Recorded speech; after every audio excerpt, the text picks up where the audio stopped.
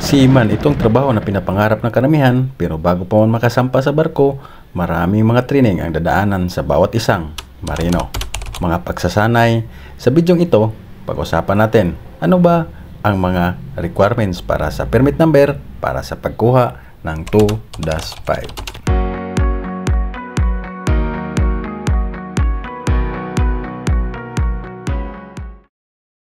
Hey, what's up? So, kumusta na? Kumusta na mga tol? Welcome back dito sa panibagong tutorial natin. So, ang video na to, pag-usapan natin yung pagkuha ng permit number para sa ating 2-5. So, ano ba yung mga requirements na kailangan natin i-accomplish bago tayo mag-apply ng permit number sa 2-5. So, kung bago ka pa lang dito sa channel ko, welcome dito sa channel ko. Sorry mo itong video na to hanggang sa dulo para malalaman mo kung ano yung dapat gagawin para sa pagkuha natin ng permit number sa 2-5. Una, bisitahin lang natin yung website ng Marina para sa ating mismo account. So, tingnan natin yung mga requirements kung ano ba yung dapat natin i-upload o i-attach pag-apply natin ng permit number sa ating 2-5. Requirements, unang-una dito sa may gilid, sa may document, puntahan mo yung document, and then tingnan mo yung mga requirements. So, sa pag-apply natin permit number sa ating 2-5, unang-una yung COP ng ating 2-4. So, kailangan i-attach natin yan para sa ating pag-apply ng permit number. So, yung pangalawa na kailangan natin is yung C-service na galing ng company.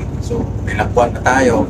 So, yung requirements natin dito is not less than 18 months. So, klaro-klaro to, not less than 18 months or not less than 12 months. So, klaro-klaro. So, classroom completion. So, makita naman natin dito sa circular 2022-06. So, tignan natin, basahin lang naman natin. So, basahin natin yan, yung mga circular ni Marina para malalaman natin.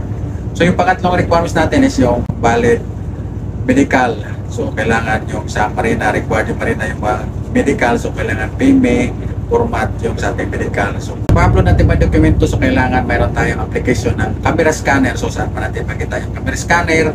Dito lang yun sa Play Store. Punta lang tayo sa Play Store. So, pagkita natin, i-download na natin. So, napakadali lang to.